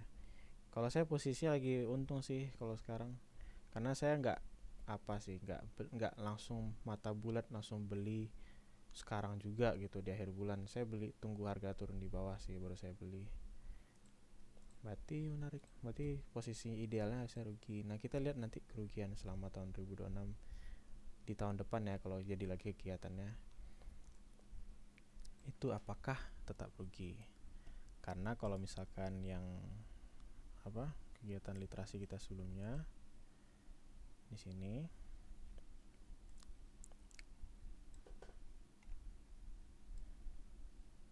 saya juga coba simulasi itu waktu itu yang nggak pakai planning untungnya lebih tinggi pada saat April 2025. Tapi ternyata pas tahun ini kita simulasikan ulang, ternyata yang dia justru rugi di akhir, yang untung yang pakai planning. Nah, sekarang nanti tinggal tahun depan apakah realisasinya masih seperti ini rugi. Nah, jadi ini sudah selesai. Kita sudah menyajikan, kita sudah memproyeksikan realisasinya. Nah, ini master plan-nya. Master plan-nya artinya ini yang kita print terus kita jadikan ini tempel di kamar kita atau tempel di layar HP. Kalau inilah planning kita selama setahun ke depan. Kita harus nabung minimal 100.000 per bulan. 2 juta itu harus ke reksadana, 300 ini di top up ke peluang buat invest segini-segini. Dan perkiraan kita kalau kita rajin sesuai jadwal, disiplin, harusnya kita secara rata-rata punya aset 39 juta dan untungnya 1.600.000. Seapes-apesnya itu ya mungkin rugi 500.000. Ya 500.000 kan masih bisa ditolerir menurut saya. Jadi gas jalan. Tapi kalau misalkan kalian punya planning yang berbeda, evaluasi lagi, mungkin asetnya bukan emas, Bitcoin dan SPY, mungkin aset yang lain. Nah, kalian tinggal coba-coba sesuai perencanaan kalian. Nah, Itu terkait teknis statistiknya, cuman saya juga sajikan tabel untuk mengontrol jadwal kita. Misalkan nih, sekarang kan April nih, tanggal 25 April. Nah, misalkan di bulan April itu kan planningnya tuh harusnya di bulan April kan harusnya saya dapat gaji 5 juta, uang saku 1 juta. Terus dapat penghasilan lain 2,2 juta nih. Oh, dari mana datangnya? Oh, rumusnya belum di sorry. Nah, hilang deh. Jadi bulan April kan harusnya saya dapat gaji 5 juta, uang saku 1 juta. Pas bulan April mendekati akhir bulan, kalian isi. Misalkan gaji kalian ternyata cuma dapat 4.800.000 karena saya ada terlambat, akhirnya nggak, gaji saya dipotong. Terus uang saku dari ortu, ternyata uang saku dari ortu bukan 1 juta tapi 2 juta misalkan. Nah, nanti aplikasi ini menghitungkan kelebihan kekurangannya berapa pada bulan ini. Dalam artian untuk gaji bulan ini saya meleset dari prediksi 200.000, tapi dari uang saku saya lebih banyak daripada target 1 juta. Alhamdulillah dapat duit 1 juta. Secara total penghasilan saya melebihi target 800.000. Pengeluaran juga sama, misalkan pengeluaran di bulan April itu 2 juta konsumsi, 750.000 untuk sewa kos. Kos saya rasa nggak mungkin berubah harganya ya, tapi kalau mahal kali. Tapi kalau misalkan konsumsi, misalkan targetnya 2 juta, ternyata kalian boros sama kawan-kawan kalian makan gacoan tiap hari, ternyata 33.300.000, artinya melebihi target pengeluaran kalian 1.300.000, artinya pengeluaran kalian lebih 1.300.000. Artinya di bawah secara total penghasilan kalian itu bersihnya di bawah target 500.000. Nah, anggap kalian belum ada investasi sama sekali dari Januari sampai April, otomatis di sini dihitungkan. Berarti dari target kalian invest segini, wacana kalian sampai bulan April itu yang ketinggalan berapa sih? Karena di sini saya belum isi apa-apa, artinya kan saya ketinggalan nih. Harusnya di bulan April saya sudah punya segini loh di reksadana, tapi karena nggak disiplin, akhirnya duitnya nggak ada, nggak nampak. Nah, saya contohkan aja, misalkan reksadana saya isi di sini 2 juta. Terus di sini 2 juta sampai Maret. Berarti kalau 2 juta itu kan terkumpul baru 6 juta. Sedangkan plannya kan minimal 2.700.000 sama 5 juta. Jadi aplikasi Excel-nya menghitungkan, berarti di bulan April ini saya kekurangan 7 juta lagi yang harus dikumpulin. Berarti di sini kalaupun saya ada 2.750.000 nih, di sini saya letak semua 7.750.000, itu tetap ketinggalan target 4 juta. Jadi saya harus cari akal gimana targetnya terkejar. Ini juga sama untuk yang risky aset, ini 300.000 misalkan di sini kan. Berarti udah capai target 100.000. Misalkan kalian ternyata daripada reksadana kalian malah letak di Bitcoin 5 juta. 5 juta berarti kalian over dari target, kelebihan 4 juta gitu. Jadi intinya kalau bagian sheet ini menampilkan kalian tuh sekarang dibandingkan dengan plan yang kalian udah buat, kalian ketinggalan atau kelebihan berapa sih gitu. Nah, contoh bentuk yang saya pakai itu seperti ini pengisiannya nih. Jadi penghasilan saya itu saya pantau. Kalau di Wonder kan bisa lihat tuh insight-nya. Jadi pengeluaran dan pemasukan saya tiap bulan itu berapa secara total. Saya bisa bandingkan, catat. Saya catatlah itu di Excel kan, Excel yang ini. Saya lihat ternyata di bulan April untuk gaji saya nggak ketinggalan sesuai target. Untuk penghasilan kedua over target. Penghasilan 3 sampai penghasilan 5 ternyata di bawah target, karena ini kan penghasilan bisnis yang dia nominalnya berubah-ubah. Sama juga penghasilan 8, penghasilan tahunan, ini ternyata over dari target, tapi penghasilan yang lain ada yang kurang dari target. Penghasilan 11 ternyata over juga dari target. Terus pengeluaran kayak ini kan pengeluaran, kalau kalian lihat kan ini ada pengeluaran RAB tukang kan, pembangunan kos ini dua ini. Anggaran saya sebenarnya bulan Juli, tapi maju ke bulan April, makanya tiba maju di bulan April, saya revisi anggaran ternyata over target 39 juta. Jadi secara total berarti saya lebih daripada target pengeluaran saya. Yang seharusnya saya cuma keluar duit yang saya di sini hitungan saya cuma punya duit bersih 7 juta, padahal seharusnya saya bisa mencapai itu 25 juta harusnya. Tapi ya di sini dibuatnya. Jadi saya minus dari target 19 juta ketinggalan karena ada kelebihan biaya 31 juta. Ya, ini pokoknya banding-banding. Dan kalau secara investasi, tabungan saya sudah over target. Oh, kelihatan ya, jadi saya ada kartu kredit saya over target.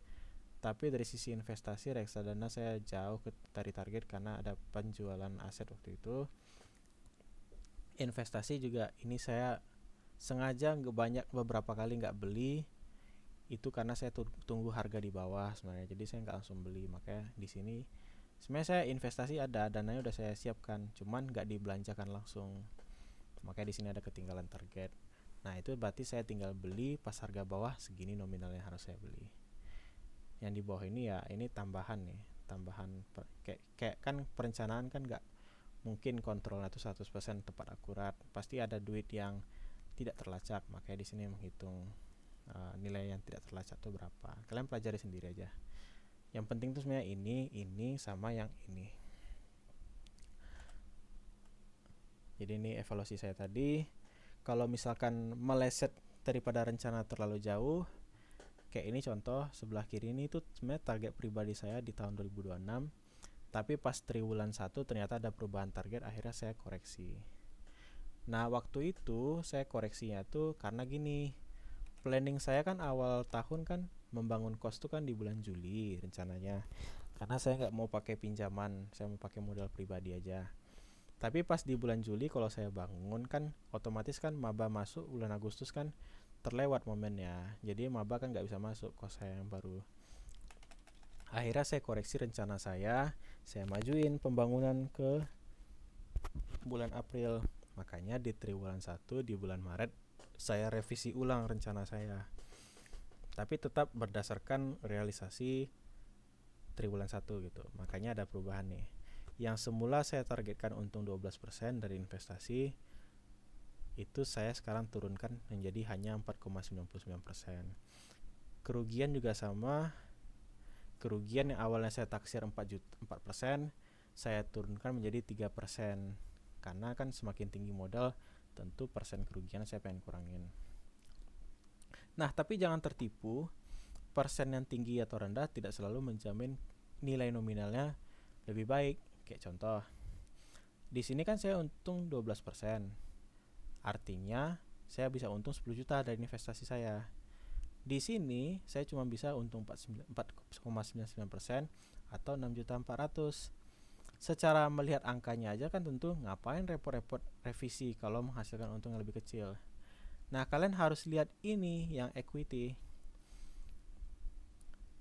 Di perencanaan pertama, estimasi saya cuma bisa terkumpul duit di akhir tahun 93 juta. Tiba di sekarang itu saya berubah rencana malah mau terkumpul 136 juta. Lebih tinggi berapa nih? Hampir 40 juta lebih tinggi kan? Padahal keuntungannya lebih rendah. Kenapa coba?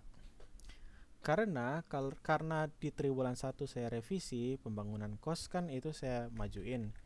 Yang semula di bulan Juli saya majukan di bulan April dengan target bulan Agustus selesai, mahasiswa baru masuk. Nah, kalau misalkan mahasiswa baru masuk langsung full costnya, otomatis kan tabel penghasilan saya berubah nih. Nggak lagi segini, tentu bertambah dia. Jadi saya menambah penghasilan saya. Jadi saya tidak terbatas ke penghasilan dari investasi, saya lebih mementingkan penghasilan saya di sini yang meningkat. Makanya timbullah keuntungan yang lebih besar walaupun secara persen lebih kecil dari investasi. Jadi investasi nggak cuma dari aset-aset saja, itu lebih ke penghasilan sih kalau saya sekarang senang ya. Tapi ya intinya gitu, kalau ada perubahan rencana evaluasi secara triwulan, mungkin paling singkat triwulan ya. Jadi revisi ulang. Excel yang tadi masih bisa dioperate sebenarnya, diubah-ubah. Nah, nanti kalau ada yang mau bertanya nanti tinggal tanya aja melalui WA atau LinkedIn saya, nanti saya sampaikan. Nah, sekarang tipsnya lagi. Jadi tips saya memang kalau mau mencapai kebebasan finansial, dari saya yang belum bebas finansial tapi sedang mau menuju ke situ, kalian harus paham dulu, mencari keuntungan itu tidak selalu, jangan pernah hanya berhenti di kapital. Artinya kalian terlalu sibuk investasi untuk mengumpulkan persen-persen keuntungan.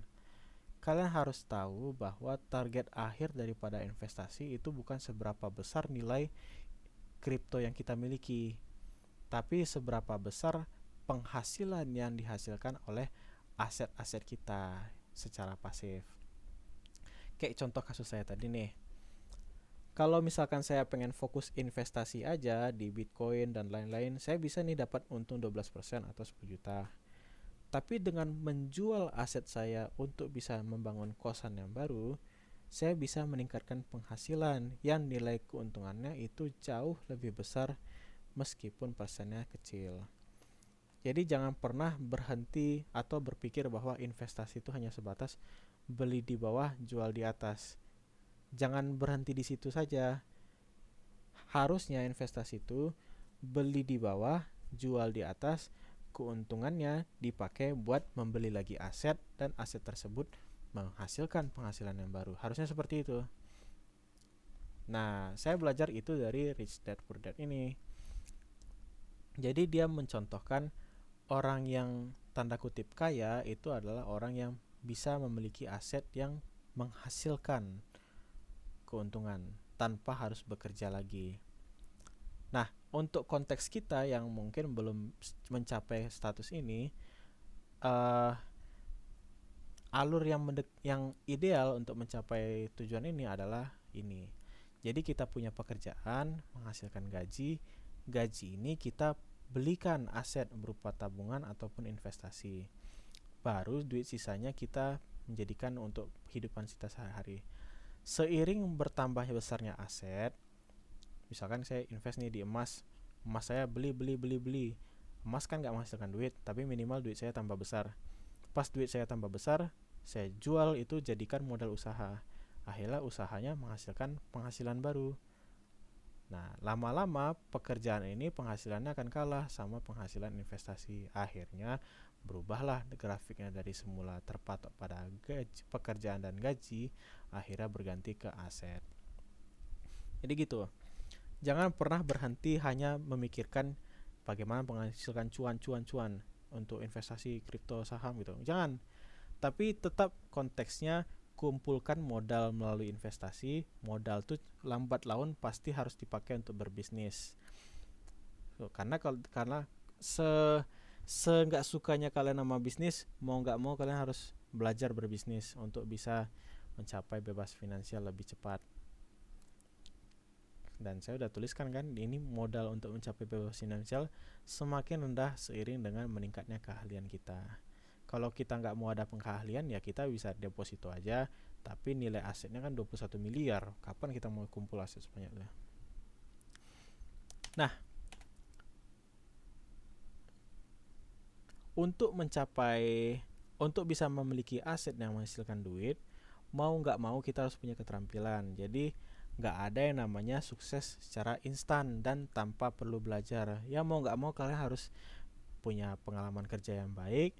Terus kalau misalkan sudah mau berbisnis, kalian harus punya kemampuan mengelola bisnis, pemahaman properti ataupun keterampilan lainnya. Intinya mau mencapai kebebasan finansial tidak hanya terbatas di modal, kalian tetap perlu yang namanya keterampilan. Jadi meningkatnya keterampilan kalian itu akan memberikan peluang yang lebih luas dan kalian bisa mengelola risiko dengan baik dan otomatis meningkatkan penghasilan kalian. Jadi saya dulu awal-awal nggak pernah pengen buka usaha karena saya pribadi dulu pas kecil sering ketipu sama orang usaha. Jadi saya berpikiran pengusaha tuh profesi yang paling hina lah menurut saya karena tukang nipu orang. Tapi lambat laun saya harus belajar berusaha karena kondisi waktu itu memang tidak ada pilihan lain selain usaha. Akhirnya karena saya mau meningkatkan keterampilan saya bisa punya opsi untuk mendapatkan penghasilan dari usaha. Akhirnya sampai sekarang alhamdulillah tetap berusaha. Intinya tetap jangan hanya berhenti di modal, tetap keterampilan itu dibutuhkan. Semakin tinggi keterampilan, semakin rendah modal yang dibutuhkan untuk mencapai bebas finansial. Dan yang terakhir tentu harus disiplin. Kalkulator yang tadi tidak ada gunanya kalau kalian tidak disiplin dalam menjalankan rencana. Jadi tenangkan dirimu Gen Z. Jadi jangan belanja yang enggak, jangan FOMO, bahkan atau apalagi tergiur sama keuntungan yang tidak masuk di akal. Judi no ya, nggak boleh judi ya. Apalagi FOMO, all in, cacing naga-naga, jangan. Ya mungkin itu saya materi yang saya sampaikan. Sebenarnya saya ada satu lagi sih, bentar ya. Nah jadi kalau kalian lihat kan tadi planning saya itu kan saya nggak invest konstan nih sesuai kalkulator. Karena kalau pakai konsisten sesuai kalkulator kan artinya saya rugi nih posisinya sekarang. Gak apa-apa deh, saya buka. Jadi kalau misalkan saya sekarang ini narasumbernya ngomong doang tapi duitnya beneran invest gak nih sesuai rencana. Nah saya mau lihat ini. Jadi porto saya sekarang itu di portofolio aset berisiko saya itu posisinya lagi untung 223.000 atau untung 3,6%.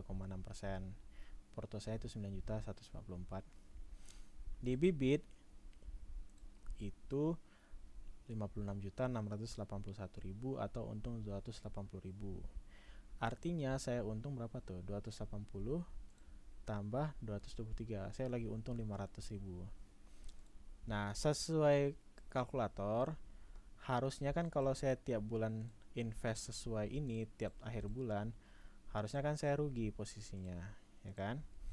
Tapi saya untung posisinya ini sekarang. Kenapa? Karena saya di aset berisiko saya nggak FOMO langsung nggak beli buta di akhir bulan. Saya belinya tuh selalu nunggu harga turun. Nah, bagaimana cara menentukan harga beli yang terbaik? Ini saya bukan ngajarin cara memprediksi harga ya. Cuman simpelnya gini. Kayak contoh Bitcoin lah. Caranya kita tinggal ngantri beli aja di harga terakhir kali dia turun. Contoh misalkan kasusnya tuh dia kayak gini nih grafiknya waktu itu. Nah kita tinggal lihat aja terakhir kali dia mantul di bawah berapa, mantul di atas berapa. ini agak susah sih, tapi ya kalau misalkan nih harga ini kan mantul nih satu, pakai inilah. Ini moga aja saya bukan mengajarkan yang sesat ya. Tapi ini cara saya. Jadi kita lihat dulu dia mantulnya terakhir kali di mana. Nah, dia mantul di sini kan. Terus mantul lagi di sini. Artinya ini namanya resistance. Biasanya resistance sebelumnya itu kalau tembus, ini kan tembus nih kan, pasti dia mantul lagi ke sini sebelum naik ke atas. Kalau misalkan resistance itu mantul lagi sebagai bawah, ini kita sebut support.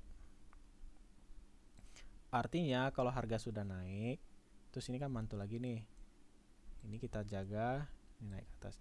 Artinya titik-titik support ini kita beli di sini. Artinya kita nunggu di harga ini beli, terus harga ini beli.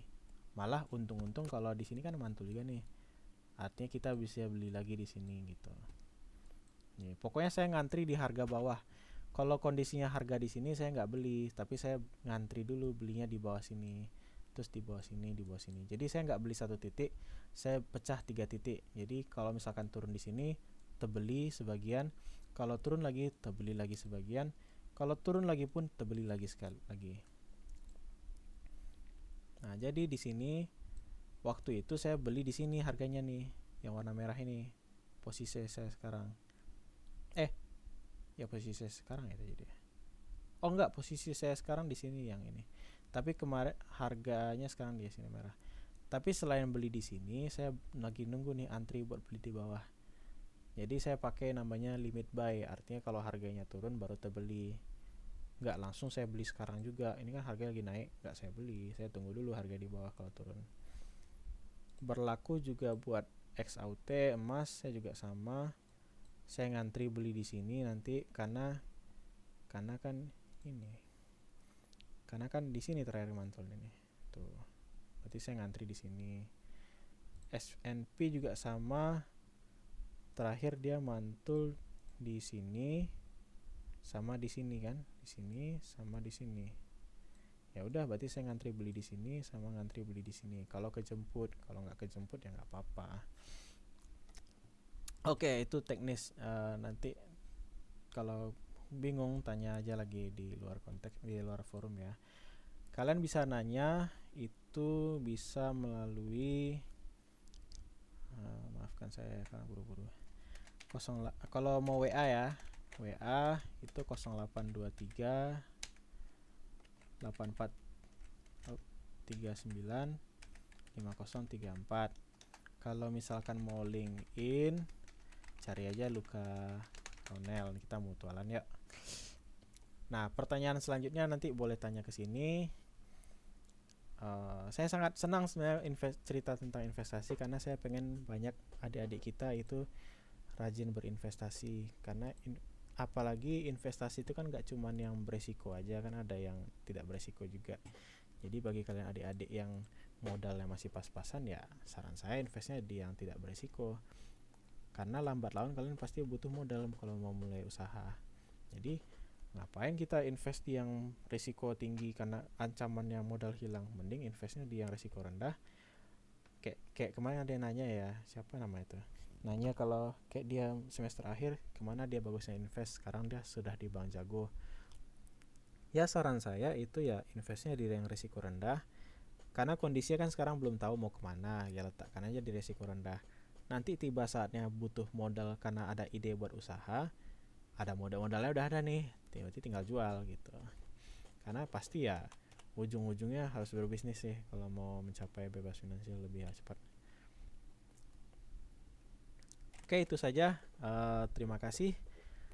Nanti saya upload ini di YouTube, jadi tolong yang tadi juga plan yang siswa dengan plan terbaik akan kita berikan hadiah buku. Pengumuman paling lambat tanggal 12 Mei. Oke, terima kasih. Sampai jumpa di pertemuan selanjutnya. Bye-bye.